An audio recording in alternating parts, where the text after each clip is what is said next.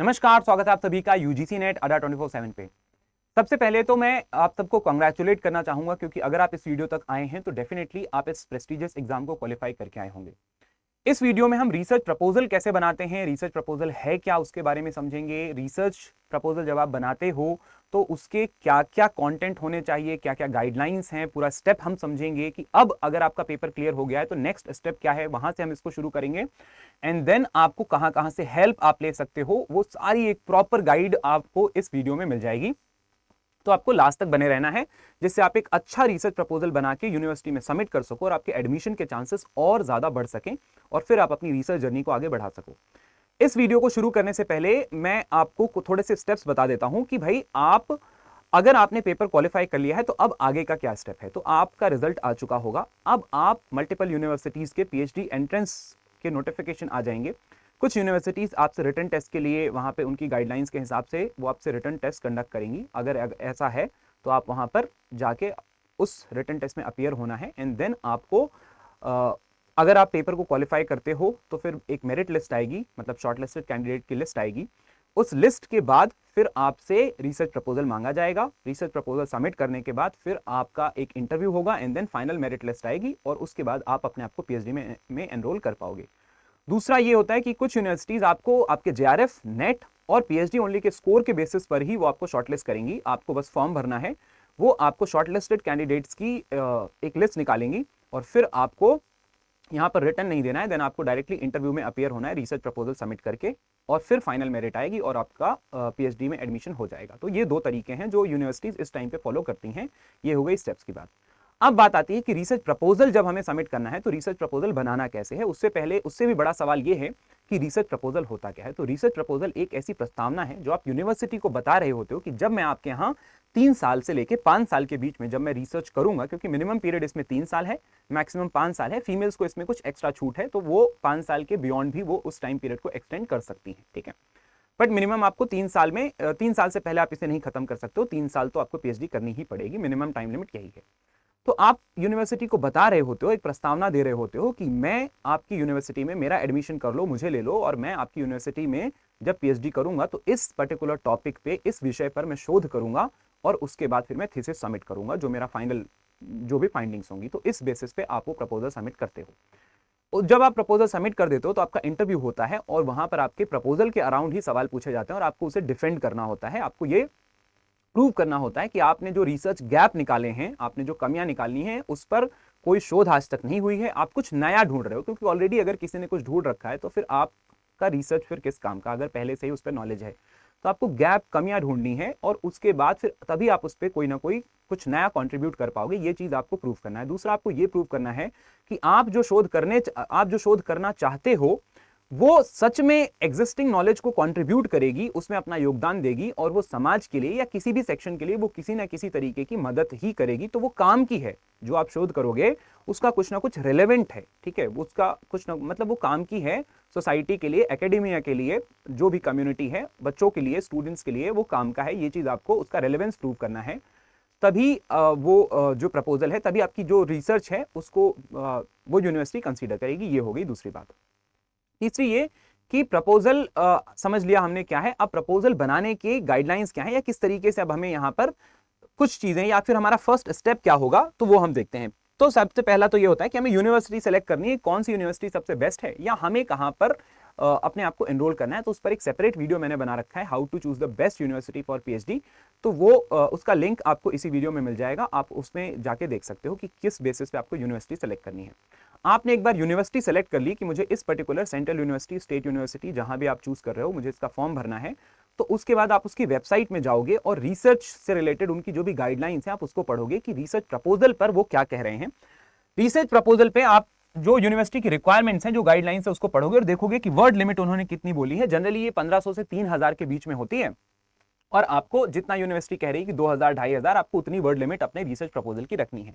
Then structure क्या होगा, पहले क्या टॉपिक आएगा, दूसरा क्या आएगा, तीसरा क्या आएगा। तो इस तरीके से वो पूरा स्ट्रक्चर वहां पर देते हैं कि आपको इस पर्टिकुलर इस ऑर्डर में ही बनाना है, जिससे हर बच्चे का जो प्रपोजल है वो एक जैसा दिखे, ठीक है, और जो भी उसको रिव्यू कर रहे हैं उनको दिक्कत ना हो। तो उस स्ट्रक्चर को हमें वहां पे समझना है। दूसरा, कुछ स्पेसिफिक सेक्शंस होते हैं जो कुछ यूनिवर्सिटीज मांगती हैं, कुछ नहीं मांगती हैं। जैसे कुछ यूनिवर्सिटी के गाइडलाइंस में मेंशन होता है कंट्रीब्यूशन ऑफ द स्टडी, आप जो शोध करोगे उसका क्या योगदान होने वाला है, किस तरीके से वो बदलाव लाएगा, वो मेंशन कर दो।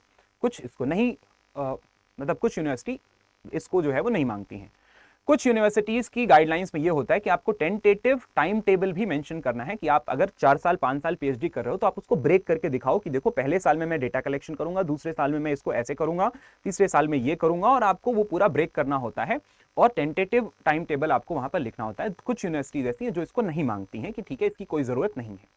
तो इस तरीके से पहले आपको स्ट्रक्चर समझ लेना है, जिससे आप वर्ड लिमिट के दायरे में रहते हुए आप सिर्फ इंपॉर्टेंट डिटेल एंटर करो, कुछ ऐसा ना उसमें फिल कर दो जो यूनिवर्सिटी की डिमांड है ही नहीं या जो उन्होंने पूछा ही नहीं है। तो इसलिए आपको यहां पर ये स्ट्रक्चर पूरा का पूरा समझना होगा, और ये कहां से मिलेगा, यूनिवर्सिटी की वेबसाइट से मिल जाएगा। दूसरा, कॉन्टैक्ट सुपरवाइजर, आपको अपने सुपरवाइजर से कॉन्टैक्ट करना है।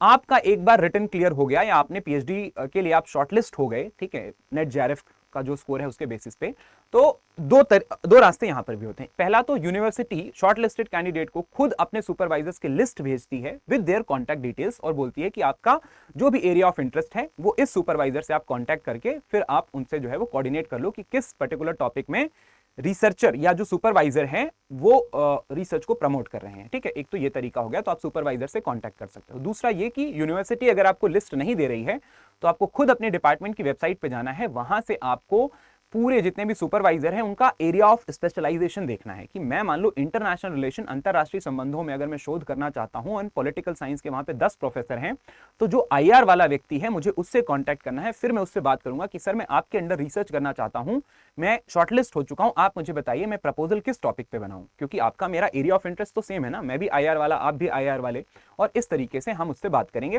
वो हमें कुछ टॉपिक सजेस्ट करेंगे कि आप इस पे भी बना सकते हो, इस पे बना सकते हो, फिर आप बना लो। अगर आप ऐसा प्रपोजल बनाते हो तो उसके सिलेक्शन के चांसेस भी कंपैरेटिवली थोड़ा सा बढ़ जाते हैं, क्योंकि आपने यूनिवर्सिटी की डिमांड के हिसाब से अपना प्रपोजल बनाया है, ठीक है। तो आपको इफ पॉसिबल कॉन्टैक्ट सुपरवाइजर, इतना स्टेप आपको पहले यहां पे करना है।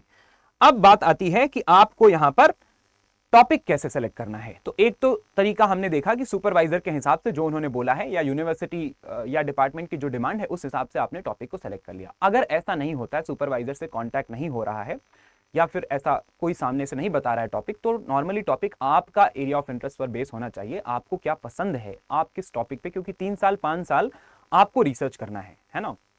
3 साल से 5 साल का जो पीरियड है वो आपको रिसर्च करना है। कोई ऐसा टॉपिक अगर आपको दे दिया जाए जिस पर आपका इंटरेस्ट नहीं है तो आप उस रिसर्च को कभी कंप्लीट नहीं कर पाओगे। तो आपको उसमें मतलब आपकी रुचि होनी चाहिए, आपकी उसमें दिलचस्पी होनी चाहिए, इस बेसिस पर हमें उसे जो है वो सेलेक्ट करना है। तो सबसे पहला जो है वो आइडेंटिफाई योर इंटरेस्ट। जैसे मान के चलो कि अगर मैं पॉलिटिकल साइंस का स्टूडेंट हूं तो मुझे वेस्टर्न पॉलिटिकल थॉट, पाश्चात्य जो राजनीतिक चिंतक हैं उनके बारे में शोध करना है, या फिर मुझे भारतीय संविधान के बारे में शोध करना है, या फिर मुझे भारत की विदेश नीति के बारे में शोध करना है, या फिर मुझे, आपने देखा होगा आपके यूजीसी नेट के सिलेबस में 10 अलग अलग यूनिट जो है वो मेंशन होती है। उन 10 यूनिट में वो अलग अलग एरियाज हैं। आपको उसमें से कौन सबसे बेहतर लगता है, आपको उस पर आपको कौन सी यूनिट सबसे बेहतर लगती है, किस पे आपकी ज्यादा अच्छी पकड़ है, क्या पढ़कर आपको मजा आ रहा है, इंटरेस्टिंग लगता है, कुछ नया सीखने को मिलता है, उस बेसिस पर आप वो एक एरिया सेलेक्ट करते हो और फिर आप वहां पर एक टॉपिक सेलेक्ट करना शुरू कर देते हो। तो आप पहले अपना इंटरेस्ट यहां पे सेलेक्ट करोगे कि मुझे किसमें रुचि है, किसमें दिलचस्पी है। दूसरा, इंश्योर फीजिबिलिटी। अब हमें यहां पर देखना है कि जो टॉपिक मैंने रिसर्च के लिए चुना है क्या वो फीजिबल है कि नहीं, क्या वो मेरे लिए सुविधाजनक है कि नहीं। सुविधाजनक होने का क्या मतलब कि अगर उस टॉपिक के लिए मुझे कोई डेटा कलेक्ट करना है तो ऐसा तो नहीं कि वो डेटा कहीं जो है वो अंटार्कटिका में हो। मैं मान लो साइंस का स्टूडेंट हूं और मुझे किसी ऐसी पर्टिकुलर टॉपिक पे रिसर्च करनी है, या फिर कोई ऐसा फूल पत्ती मुझे ढूंढना है जो यहाँ कहीं मिलता ही नहीं है, किसी और जंगल में है, या फिर वो किसी और दूसरे द्वीप में है। तो क्या मैं सच में वहां पे जा सकता हूं रिसर्च करने के लिए? अगर पॉसिबल है तब तो मैं करूंगा, नहीं तो फिर मेरी रिसर्च कमजोर पड़ जाएगी अगर मैं उस स्टेप को अगर मैं फॉलो ना कर पाऊं तो इसलिए आपको फिजिबिलिटी देखनी है कि अगर आप अंतरराष्ट्रीय संबंधों में, आप यूनाइटेड नेशन, संयुक्त राष्ट्र पर अगर आप शोध करना चाहते हो कि वो किस तरीके से काम करता है, तो क्या आप कभी वहां की कॉन्फ्रेंसेस जाके अटेंड कर सकते हो, क्या कभी आप वहां पर जाने के लिए आप तैनात हो, तैयार हो। तो तो आपको इस तरीके से फिजिबिलिटी देखनी है। आप अगर गांव पर कोई रिसर्च करना चाहते हो तो क्या आप अपने एसी वाले कमरे से निकलकर गांव गांव में घूम के लोगों से इंटरेक्ट करने में, डेटा कलेक्ट करने में क्या आपकी फिजिबिलिटी है, आपकी सुविधा है? तो आपको ये सारी चीजों को देखना है। अगर आप वो नहीं कर सकते हो तो फिर आपको वो टॉपिक नहीं लेना है। इस तरीके से आपको ये चीजें ध्यान रखनी है। दूसरा, अब जो सबसे इंपॉर्टेंट स्टेप आता है इसमें वो ये है, अब आपको प्रीलिमिनरी रिसर्च करनी है। आपने अपना टॉपिक एक बार सिलेक्ट कर लिया कि ठीक है ये मेरा टॉपिक होगा, मुझे अंतरराष्ट्रीय संबंधों में, क्योंकि मैं पॉलिटिकल साइंस पढ़ाता हूं तो इसलिए मैं उसका एग्जांपल लेके बता रहा हूं। आप किसी भी फील्ड के बच्चे हो सकते हो, आप होम साइंस, एजुकेशन, हिस्ट्री, किसी भी तरीके से हो सकते हो, तो आप अपने पर्टिकुलर टॉपिक से उसको रिलेट करते हुए चलना। ठीक है, खैर अब आपको यहां पर करना है लिटरेचर रिव्यू। लिटरेचर रिव्यू की मान के चलो मैंने अंतरराष्ट्रीय संबंध उठा लिए हैं, अब इंटरनेशनल रिलेशंस पे मैं मान के चलो कि सुरक्षा का मुद्दा उठा लेता हूं कि अंतरराष्ट्रीय संबंधों में सुरक्षा के क्या मायने हैं। ठीक है, और कौन कौन सी सरकारें हैं, सुरक्षा को लेकर लोगों के जो विद्वान हैं, जो स्कॉलर्स हैं, उनके क्या व्यू हैं, क्या उनके मत हैं, और वो मैं समझना शुरू करूंगा। इस पर मैं कुछ किताबें पढ़ूंगा, अपने टॉपिक पढ़ूंगा। टॉपिक तो मुझे जो यूजीसी नेट में पूछा जाता है उतना तो मुझे पता ही होगा, बेसिक चीजें, लेकिन उससे एडवांस मुझे लिटरेचर रिव्यू करना है। ठीक है, अब मान के चलो मैं यहाँ ट्रेडिशनल एंड नॉन ट्रेडिशनल जो सिक्योरिटी का कॉन्सेप्ट है, मतलब पारंपरिक और गैर पारंपरिक या फिर जो आधुनिक है, उसके बारे में, ये जो सुरक्षा के मुद्दे हैं इनके बारे में मुझे यहाँ पर शोध करनी है। तो मैं उस पर्टिकुलर टॉपिक को, मतलब अभी तो आपने एक ब्रॉडर टॉपिक उठाया अंतरराष्ट्रीय संबंध, लेकिन अंतरराष्ट्रीय संबंधों में बहुत सारी चीजें हैं। ठीक है, इतिहास में मान लो आपने उठाया मध्यकालीन जो है वो इतिहास, पर मध्यकालीन इतिहास तो बहुत बड़ा है, तो अब आपको उसको लिमिट करते चलना है। ठीक है भाई, जो अकबर के टाइम का जो प्रशासन था उसको आप उसको छोटा करते हुए आओ, क्योंकि आपका जो स्कोप है, जो दायरा है इस रिसर्च का, वो जितना कम होगा उतना ज्यादा बेहतर है। आप पूरा का पूरा मध्यकालीन भारत पे लिखना चाहोगे तो आप हजारों पेज लिख दोगे, लेकिन ये रिसर्च नहीं हुई है ना। आपको एक छोटा सा टॉपिक उठाना है और उसको आपको एक टॉपिक उठाना है और उसके दायरे को आपको सीमित करते रहना है। ठीक है, और इस तरीके से आपको फिर आपको शुरू कर देना है लिटरेचर रिव्यू। आपने टॉपिक सेलेक्ट कर लिया है, अब आप उसके अराउंड, उस पर्टिकुलर टॉपिक के अराउंड आपको जितने भी लिटरेचर मिल रहे हैं, चाहे वो कोई रिसर्च पेपर मिल रहे हैं, जर्नल्स मिल रहे हैं, कोई किताबें मिल रही हैं, किताबें अगर बहुत महंगी हैं, 10,000 12,000 तक की किताबें होती हैं, अगर ऐसी कोई किताब है जो आप खरीद नहीं सकते हो तो कोशिश करो कि उसकी समरी मिल जाए। ठीक है, उसके जो की कॉन्सेप्ट है, इंपॉर्टेंट जो कॉन्सेप्ट, जो सार है उस किताब में क्या बोल रहा है, वो आपको मिल जाए, और इतना आपको वहां पर पढ़ लेना है। पढ़ते टाइम आपको ध्यान रखना है कि उस पर्टिकुलर को आप, उस जो भी चीजें आप पढ़ रहे हो आर्टिकल को, उसको सेव करते हुए चलना है, या उसके इंपॉर्टेंट पॉइंट्स को आपको नोट करते हुए चलना है, क्योंकि अभी आप लिटरेचर रिव्यू कर रहे हो। जब आप प्रपोजल लिखोगे तो आप इन बातों को वहां पर आपको लिखना पड़ेगा कि फलानी किताब में ऐसा कहा है, फलाने जो विद्वान है उन्होंने ऐसा कहा है। ठीक है, तो आपको ये सारी चीजें पता होनी चाहिए। बिब्लियोग्राफी में लास्ट में आपको इन सारी चीजों को कोट करना पड़ेगा, बताना पड़ेगा कि आपने कौन कौन से लिटरेचर की हेल्प ली है। तो उस केस में आपके पास ये सारा जो जर्नल है, लिंक है, इन सारे जो भी ऑनलाइन आप पढ़ रहे हो, ब्लॉग पढ़ रहे हो, जर्नल पढ़ रहे हो, जो भी चीजें हैं, आप उसको वहां पर सेव करते हुए आपको चलना है। ठीक है, जिससे बाद में आपको ढूंढना ना पड़े कि मैंने भाई एक न्यूज उधर भी पढ़ी थी, एक आर्टिकल उधर भी पढ़ा था, वो कहाँ है, आइडिया तो उधर से उठा के छाप दिया है लेकिन अब वो मिल नहीं रहा है कोट करने के लिए, तो फिर वो जो है वो मतलब अनएथिकल हो जाएगा। तो आपको लिटरेचर रिव्यू करना है। जितना ज्ञान आप उस पर्टिकुलर टॉपिक पे ले सकते हो, आपको उतना ज्ञान इसके अराउंड ले लेना है। जितना भी चीजें आप पढ़ सकते हो, जो कुछ भी मिल रहा है, सारी चीजें पढ़ लो। अब सवाल यह आता है कि जब हम लिटरेचर रिव्यू करेंगे तो हमें अपने आप कमियां हमें मिलने लगेंगी, और आपका जो दायरा है वो अपने आप धीरे धीरे कम होता जाएगा। आप चीजों को समझते जाओगे, थोड़ा सा आप सोचोगे कि भाई इस पे मैं, मान लो पता तो चल गया है कि भाई अकबर के, थोड़ी देर के लिए मान लो कि मैं ये कहूं अपने अगर सब्जेक्ट की बात करूं कि मुझे ये पता चल गया है कि भाई पारंपरिक जो सुरक्षा का मुद्दा है, जहां पर आर्मी या देश आपस में लड़ते थे, उससे व्यक्तियों को असुरक्षा होती थी, आजकल उससे कम असुरक्षा है, जबकि बीमारियों से, भूखमरी से, गरीबी से, इन सबसे ज्यादा लोग मर जाते हैं। दो देशों के बीच में युद्ध से उतने लोग नहीं मरते हैं जितने लोग क्लाइमेट चेंज से मर जा रहे हैं, जलवायु परिवर्तन से मर जा रहे हैं, पानी ना मिलने की वजह से मर जा रहे हैं। तो असुरक्षा दो देशों के बीच में युद्ध की नहीं, बल्कि ये सबसे बड़ी असुरक्षा है। अब इसमें भी अब मैं धीरे धीरे पॉइंट्स को और एनालाइज करना शुरू करूंगा कि किस तरीके से मैं अभी आपको अपना रिसर्च प्रपोजल भी दिखाऊंगा, वहां पे और अच्छे से क्लियर हो जाएगा। ठीक है, तो अब आपको दूसरा स्टेप क्या है कि आपको गैप आइडेंटिफाई करना है कि क्या कमी है, क्या ऐसा है कि मान के चलो 4 बातें वहां पे लिखी हैं, 2 ऐसी कौन सी बातें हैं जो मिस हो गई हैं, जो आपको लग रहा है कि हाँ इस पर भी बात होनी चाहिए थी, इसके बारे में भी जो है वो सोचा जा सकता था और इस पर शोध नहीं हुई, या इस बारे में इसमें नहीं लिखा गया है। आपको यहां पर आप गैप आपने आइडेंटिफाई कर लिया। फिर आता है formulate research question and hypothesis. अब आपको यहां पर सवाल बनाना है। ठीक है, तो रिसर्च क्वेश्चन आपको बनाना है, क्योंकि 5 साल तक जब आप रिसर्च करोगे, 3 से 5 साल, तो आप किन सवालों का जवाब ढूंढ रहे हो, तो सवाल आपके पास पहले तैयार होने चाहिए। ठीक है, कि क्या अकबर का प्रशासन बढ़िया था कि नहीं, ठीक है, या फिर आप उसको सीधे स्टेटमेंट के बेसिस पर, जब हम हाइपोथेसिस लिखेंगे तो अभी समझेंगे, तो आपको पहले वहां पे सवाल बनाने, आपको कम से कम 4 से 5 सवाल वहां पर बना लेने हैं, ठीक है। 4 to 5 क्वेश्चन आपने रिसर्च क्वेश्चन बना लिए, जिनका जवाब अब आप 3 साल शोध करके ढूंढोगे। फिर आपको हाइपोथेसिस भी बिल्ड करनी है। हाइपोथेसिस बिल्ड करने का मतलब आप पहले से एक स्टेटमेंट आप कह दोगे कि हाँ अकबर का प्रशासन बढ़िया था, या तो आप लिखोगे कि अकबर का प्रशासन बढ़िया नहीं था। अब जब आप शोध करोगे तो आप इस चीज को या तो सही प्रूव करोगे या तो गलत प्रूव करोगे। अगर मान के चलो हाइपोथेसिस में हमने लिखा कि अकबर का प्रशासन बढ़िया था, फिर आप शोध करोगे और अंततः या तो आप ये प्रूव करोगे कि अकबर का प्रशासन बढ़िया था। अगर आपकी बातों से ये प्रूव हो जाता है, आपका हाइपोथेसिस गलत प्रूव हो जाता है, तो उसका उल्टा कंक्लूजन निकल जाएगा कि आपने लिखा बढ़िया था लेकिन आप गलत साबित कर दिया, आपने अपनी ही बात को आपने गलत साबित कर दिया, तो इसका दूसरा मतलब निकल गया कि बढ़िया नहीं था। तो हाइपोथेसिस हम इस तरीके से, एक स्टेटमेंट होता है, एक जनरल स्टेटमेंट होता है, जिसको आप अनुमान, ये एक अनुमान है जो आप लगा के चलते हो कि ठीक है अभी मैं ये चीज मान लेता हूं कि ये बात सत्य है, अब मैं या तो इसको सही प्रूव करूंगा शोध करके या तो गलत प्रूव करूंगा, और दोनों ही केस में मैं कुछ नया तो यहां पे शोध, कुछ ना कुछ तो नया नॉलेज निकल के आएगा ही। तो ये होता है हमारा हाइपोथेसिस, ठीक है। अभी मैं एग्जांपल से समझा दूंगा। स्कोप या दायरा कितना है, तो दायरा जब आप लिटरेचर रिव्यू करोगे वो अपने आप नैरो होता जाएगा। इस पूरे प्रोसेस में जो सबसे इंपॉर्टेंट स्टेप होता है वो होता है लिटरेचर रिव्यू। आप जितना लिटरेचर पढ़ सकते हो उतना पढ़ो, 15, 20, 25, 50 जितने लिटरेचर आपको मिल रहे हैं एग्जिस्टिंग उस पर्टिकुलर टॉपिक पे, उतने लिटरेचर रिव्यू करो। आपका नॉलेज उतना ज्यादा बढ़ेगा, आपकी समझ उतनी ज्यादा बढ़ेगी, आपकी रिसर्च उतनी ही बढ़िया होगी, आपका प्रपोजल उतना ही अच्छा बनेगा। अब आपने इतना काम कर लिया है, आपको ये सारी चीजें समझ में आ गई हैं, अब बारी है प्रपोजल लिखने की, ठीक है। मैं भी आपको दिखा भी दूंगा कैसे लिखते हैं। तो सबसे पहले हमारा ऊपर होता है टाइटल, जो हमने टॉपिक सेलेक्ट किया है वो हम लिखेंगे। तो एक बढ़िया सा अट्रैक्टिव टॉपिक आपको सेलेक्ट करना है, जिसको पढ़ के ऐसा लगे कि हाँ भाई कुछ समझ में भी आए, और पढ़ के ऐसा लगे भी कि हाँ ठीक है ये मतलब अच्छा टॉपिक है, ठीक है। फिर आता है इंट्रोडक्शन एंड बैकग्राउंड। आपको उस पर्टिकुलर टॉपिक के बारे में जो आपने सेलेक्ट किया है उसके बारे में आपको समझाना है। अगर वहां पर कोई कॉम्प्लिकेटेड कीवर्ड्स हैं, कोई इंपॉर्टेंट कीवर्ड्स हैं, जैसे traditional, non traditional security issues, ठीक है, एडमिनिस्ट्रेशन, इस तरीके के जो शब्द हैं जो बहुत कॉमन नहीं है, आपको इंट्रोडक्शन में आपको उस बारे में बताना है, उसकी भूमिका बतानी है, बैकग्राउंड आपको वहां पर समझाना है। अपने टॉपिक के बारे में एक ब्रीफ जो इंट्रोडक्शन है वो दे देना है कि आपका टॉपिक असल में है क्या, ठीक है। आपने ये समझा दिया। अब आप लिखोगे लिटरेचर रिव्यू। आपने जितना भी लिटरेचर रिव्यू किया है वो आप यहां पर लिखना शुरू करोगे कि फलाने थिंकर ने क्या क्या, अब तक जो शोध हो चुकी है, जो कहीं आपने न्यूज में पढ़ी है, किताबों में पढ़ी है, आर्टिकल में पढ़ी है, वो एग्जिस्टिंग नॉलेज है, आप उसको लिखना यहाँ पे शुरू करोगे कि देखो भाई फलाने थिंकर ने ऐसा कहा, उस किताब में ऐसा लिखा है, उस पेपर में ऐसा लिखा है, ठीक है। तो ये हो गया लिटरेचर रिव्यू। इसको आप थीम के हिसाब से अगर करो तो ज्यादा अच्छा है, ठीक है। डिफरेंट थीम्स को बना लो और उसके हिसाब से अगर करो तो वो ज्यादा बेस्ट होता है। अभी मैं दिखाऊंगा आपको, ठीक है।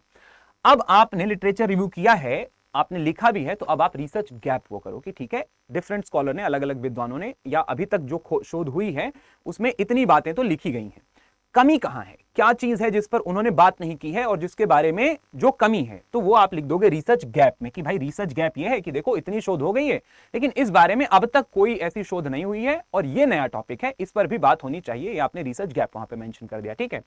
अब बारी आती है रिसर्च क्वेश्चन। जो आपने क्वेश्चन फॉर्मुलेट किए हैं, जिन सवालों का जवाब आप ढूंढोगे 5 साल, वो आपको रिसर्च क्वेश्चन यहां पर उसी के साथ लिख देने हैं, अगर यूनिवर्सिटी ने बोला है तो, ठीक है। फिर आप हाइपोथेसिस, जो आपने स्टेटमेंट बिल्ड किया था कि ठीक है आप उस बात को सही प्रूव करोगे या गलत प्रूव करोगे, आपको हाइपोथेसिस यहां पर लिखना है, ठीक है। देन आता है आपका मेथोडोलॉजी, कि आपका जो रिसर्च है आप उसमें क्या तरीका, क्या मेथड यूज करोगे, आपकी रिसर्च का स्ट्रक्चर या डिजाइन क्या होगा, रिसर्च का डिजाइन क्या होगा, क्या वो डिस्क्रिप्टिव होगी या एनालिटिकल होगी।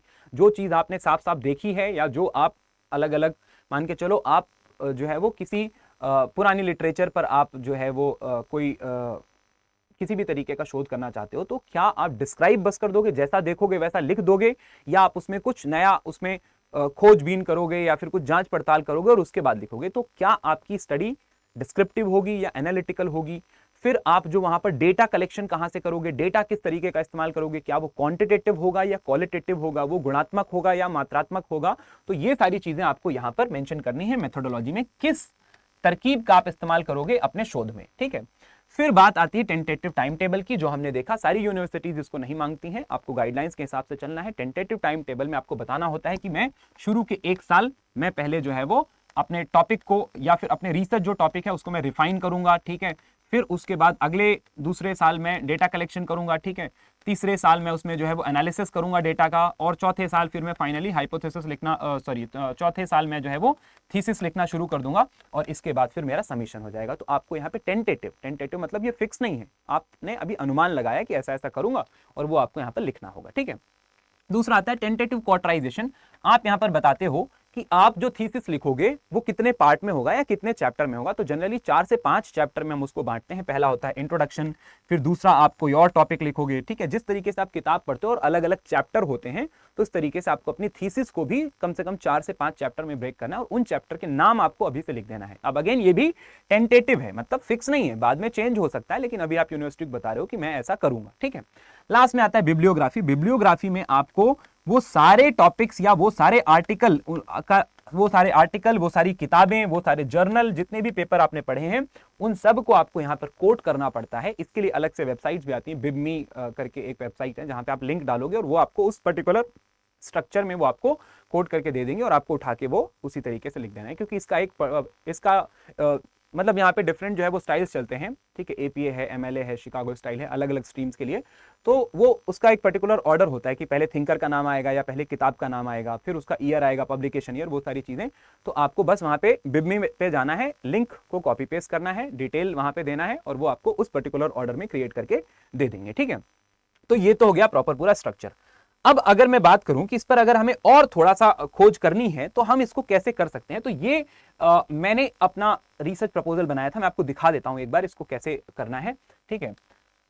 तो ये एक रिसर्च प्रपोजल है, और आप इसको देख सकते हो कि पहले यहां पे ऊपर टॉपिक लिखा हुआ है non traditional security challenges south Asia evolving landscape, ठीक है। तो ये हो गया आपका जो है वो टॉपिक। देन आप जिस यूनिवर्सिटी में आप अप्लाई कर रहे हो उस यूनिवर्सिटी का लोगो और नाम लिख देना है, ठीक है। देन आपको लिखना है synopsis for degree of philosophy and 2024-25 जिस भी ईयर में आप कर रहे हो। फिर आपको लिखना है सबमिटेड टू जिस भी डिपार्टमेंट में, डिपार्टमेंट ऑफ आईआर, फिर आप हिस्ट्री के हो, इंग्लिश के हो, जिस भी सब्जेक्ट से हो, आपको यहाँ पर वो मेंशन कर देना है, अपना नाम वाम लिखना है। देन अगेन आप देखो इंट्रोडक्शन शुरू हो गया। इंट्रोडक्शन में आपको बेसिक चीजें यहाँ पर मेंशन करनी है। इंपॉर्टेंट जो थिंकर हैं या इंपॉर्टेंट जो किताब जो भी आप यहाँ पे लिख रहे हो उसको आपको हाईलाइट करते हुए चलना है यहाँ पे, ठीक है। उसको आप बोल्ड में आप यहाँ पे करते चलना। फिर आता है बैकग्राउंड। बैकग्राउंड में अब तक पहले क्या क्या रिसर्च हो चुकी है वो आप बता दोगे, एग्जिस्टिंग क्या है, ठीक है। तो थोड़ा सा चीजें आप यहाँ पे उसकी पृष्ठभूमि के बारे में आप यहाँ पर बताओगे, ठीक है। फिर आता है थीमेटिक लिटरेचर रिव्यू, मतलब अब आप लिटरेचर रिव्यू के बारे में लिख रहे हो कि अब तक क्या क्या शोध इसमें जो है वो हो चुकी है, और वो सारा डेटा आप यहाँ पे बताओगे। जैसे paradigm shift from traditional to non traditional, ठीक है, मतलब एक बदलाव देखने को मिल रहा है। और ये लिटरेचर रिव्यू किस बेसिस पे, ये हमारे विचार नहीं है, अब तक जो शोध हो चुकी है, जितने भी डॉक्यूमेंट हैं, किताबें हैं, जर्नल हैं, उन सब के बारे में आप यहाँ पर बताओगे। अपना ओपिनियन यहाँ नहीं लिखोगे आप, ठीक है। कहीं पर भी अपना ओपिनियन नहीं लिखना है। तो आपको यहाँ पे बताना है कि भाई देखो ये स्कॉलर हैं एसके सिंह, एसपी सिंह, जिन्होंने अपनी किताब non traditional security concern in India में उन्होंने ये बात कही है, ठीक है। आप उनकी एग्जैक्ट सेंटेंस यहाँ पर कोट कर सकते हो, ये प्लेजरिज्म में नहीं जाता है, ठीक है। दूसरा, अगर आप उनके नाम के साथ उनकी बातें कोट कर रहे हो तो वो प्लेजरिज्म नहीं है। हाँ, अगर आप किसी और की बात अपने नाम से कोट कर दे रहे हो या उनकी बात कोट करके उनको क्रेडिट नहीं दे रहे हो तो वो प्लेजरिज्म में चला जाएगा। तो इसलिए आप जब उनके नाम के साथ वो लिख देते हो कि उन्होंने ये बात कही है, उसको इन्वर्टेड कॉमा में कर देते हो तो वो प्लेजरिज्म में नहीं आएगा, ठीक है। फिर आगे आपको और ये ब्रेक करना है कि भाई इस पर्टिकुलर टॉपिक पे ये दो थिंकर्स ने बात की है, ठीक है। फिर दूसरा थीम आ गया कि human security the core of जो है वो नॉन ट्रेडिशनल सिक्योरिटी। तो इस तरीके से आपको थीम्स में अलग अलग जो है वो थीम्स में यहाँ पे ब्रेक करना है। और यहाँ पर सबसे इंपॉर्टेंट काम होता है कि यहाँ पे आपको अपनी मेहनत दिखानी होती है। आप जितने ज्यादा यहाँ पेपर कोट कर दोगे, जितने ज्यादा थिंकर्स को कोट कर दोगे, उनकी बातों को कोट कर दोगे, उससे पता चलेगा कि आपने इस पर्टिकुलर टॉपिक पे बहुत गहन अध्ययन किया है, आपने बहुत अच्छे से पढ़ाई की है, ठीक है। और ये सच में करना है ऐसा, क्योंकि ये बहुत इंपॉर्टेंट पार्ट है, ठीक है। फिर इस तरीके से आपने यहाँ पर लिखा, हर देखो जितना भी थीम यहाँ पर मैंने मेंशन किया है उसमें थिंकर का नाम लिखा है, उनकी किताब या उनके पेपर का नाम लिखा है, उन्होंने उस पर क्या बात की है उसके बारे में यहाँ पर बात की गई है। क्योंकि अब आप यहाँ पे समझा रहे हो ना कि देखो भाई सिर्फ मैं नहीं बोल रहा हूं कि ये टॉपिक इंपॉर्टेंट है, इतने दूसरे स्कॉलर्स ने अलग अलग किताबों में भी कहा है कि ये मुद्दा इंपॉर्टेंट है, लेकिन उसके बाद भी कुछ गैप छूट गया है जिसको अगेन देखने की जरूरत है। तो वो फिर मैं करूंगा, वो जिम्मेदारी मेरी, अब वो शोध यहां से आगे मैं ले जाऊंगा, ठीक है। तो इस तरीके से आपने यहां पर जो है वो कर दिया है। फिर देखो रिसर्च गैप हमने यहीं पर ढूंढ लिया है कि हाँ इन थिंकर्स ने बता दिया है, अब ये मेरा गैप है और इसको जो है वो मुझे करना है, ठीक है। देन आपका आता है रिसर्च क्वेश्चन। आप यहाँ पर 5 रिसर्च क्वेश्चन आपको यहाँ पर बिल्ड करने हैं, ठीक है। और देन आपका हाइपोथेसिस, जैसा कि हमने देखा कि भाई 3 हाइपोथेसिस कम से कम आपको बिल्ड करने हैं। रिसर्च मेथोडोलॉजी में आपको यहाँ पर डिजाइन बताना है, देन डेटा कलेक्शन टेक्निक बतानी है, और फिर आपका कंट्रीब्यूशन ऑफ स्टडी हो सकता है मांगा है तो बताना है, नहीं तो नहीं बताना है।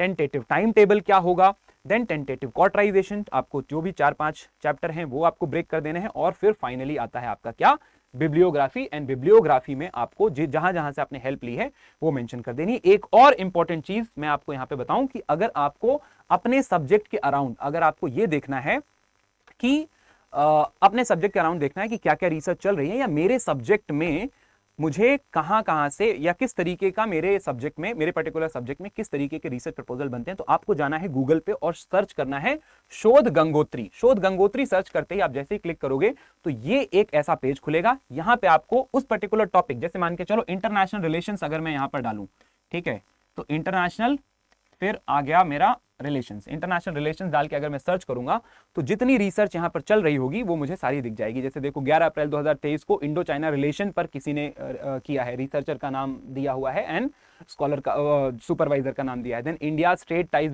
विथ यूरोपियन यूनियन दिया हुआ है, understanding super power regional power जो है वो रिलेशन, ये सारी चीजें हैं, सीनो इंडिया रिलेशन। तो इस तरीके से आपको अपने पर्टिकुलर टॉपिक से अराउंड यहाँ पर प्रपोजल मिल जाएगा। आप जैसे इस पर्टिकुलर टॉपिक पे क्लिक करोगे, ठीक है, आपने एक बार ऐसा क्लिक किया तो ये पेज खुलेगा। इस पर जाते ही आप देखो ये यहाँ पे व्यू ओपन का आएगा, इस पर क्लिक करते ही ये जो सिनॉप्सिस है ये आपके सामने खुल जाएगा, और उसके बाद आप देख सकते हो कि बाकी बच्चे किस तरीके से बना रहे हैं एंड आपको अपने उसका स्ट्रक्चर कैसे रखना है। ठीक है, तो देखो ये यहाँ पे topic name, then university, submitted to, submitted by, and then वही सारा इंट्रोडक्शन। ठीक है, तो ये रहा पूरा का पूरा जो कंटेंट था, जैसा भी था। ठीक है, आप इसमें आपका क्या प्रपोजल आप किस टॉपिक पे कर रहे हो, आप मुझे डेफिनेटली इस कमेंट सेक्शन में बताना, और जो भी आपको और हेल्प चाहिए होगी तो आप मुझे टेलीग्राम ग्रुप में जो है वो कांटेक्ट कर सकते हो। इस वीडियो के जो है वो कमेंट सेक्शन में भी आप मुझे कांटेक्ट कर सकते हो। Thank you so much for joining and all the very best.